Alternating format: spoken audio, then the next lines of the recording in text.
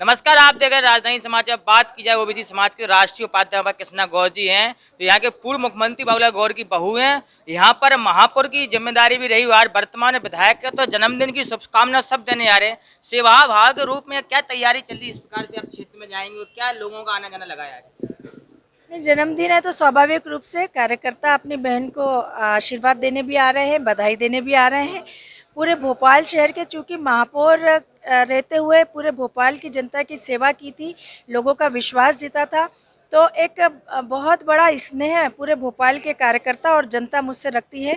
मुझे गर्व और खुशी होती है यह कहते हुए कि पूजनीय बाबूजी को जो सम्मान, जो विश्वास और जो स्नेह भोपाल की जनता करती थी, वही स्नेह, वही सम्मान, वही विश्वास उनका मेरे प्रति भी है और यही मेरे जीवन की सबसे बड़ी उपलब्धि है।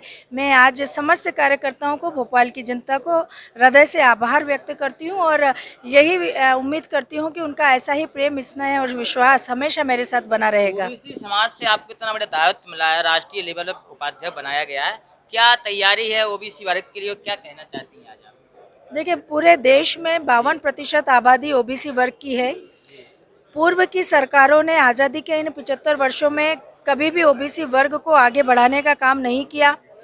देश में जब भारतीय जनता पार्टी की सरकार बनी, प्रधानमंत्री श्री नरेंद्र मोदी जी के नेतृत्व में ओबीसी वर्ग को उसके कल्याण के, उसके उत्थान के लिए बहुत आगे बढ़ाने का काम किया गया, बहुत ऐतिहासिक निर्णय लिए गए और जिससे एक बहुत बड़ा विश्वास पूरे देश भर के ओबीसी वर्ग का प्रधानमंत्री श्री नरेंद्र मोदी जी ने और हमारी सरकार ने जीता है।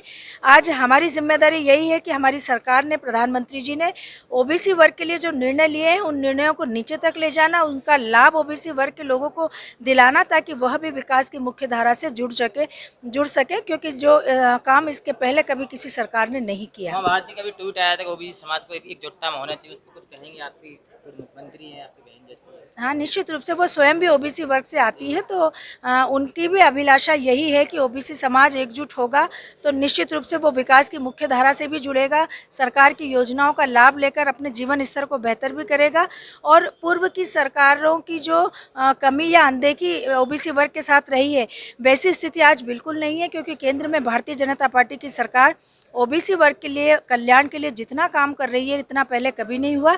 इसलिए यही समय है जब पूरा ओबीसी वर्ग का विश्वास भारतीय जनता पार्टी की सरकार और प्रधानमंत्री श्री नरेंद्र मोदी जी के प्रति ने जो चेन जोड़ी थी अपनी विधानसभा क्षेत्र में गोविंदपुरा में, उस चेन को आप कैसे जोड़ के धीरे धीरे आगे ले जाएंगे क्षेत्र में? हाँ। देखिए, बाबूजी ने 45 वर्षों तक जिस प्रकार से गोविंदपुरा विधानसभा क्षेत्र की जनता की सेवा की है, मैं समझती हूँ कि एक बहुत बेहतर प्लेटफॉर्म बाबूजी ने इस विधानसभा में तैयार किया था। आज मुझे गर्व होता है ये कहते हुए कि गोविंदपुरा में अब जनता नहीं रहती, बल्कि हर व्यक्ति भारतीय जनता पार्टी का कार्यकर्ता है, वो भारतीय जनता पार्टी की विचारधारा का समर्थक है और यह काम अगर किसी ने किया है तो पूजनीय बाबूजी ने किया है। आज निश्चित रूप से मुझे उसका बहुत लाभ मिला है। मेरी जिम्मेदारी और ज़्यादा बड़ी है कि बाबूजी जिस प्रकार का काम करके गए हैं, उसको मैं और ज़्यादा समर्पण के साथ करके आगे बढ़ाने का काम करूँ और मेरी पूरी कोशिश यही होगी कि बाबूजी ने जिस प्रकार से काम किया है, उसको मैं अपनी मेहनत से, अपने परिश्रम से और आगे बढ़ाकर लोगों का विश्वास जीतूं। बहुत बहुत धन्यवाद आपका। कृष्णा दीदी जिंदाबाद। लगातार हमारे साथ कृष्णा गौर साहब जो गोविंदपुरा के विधायक हमारे साथ थी। राजधानी समाचार से नीरज विश्वकर्मा की report, Bhopal, Madhya Pradesh. Subscribe now and press the bell icon. Never miss an update.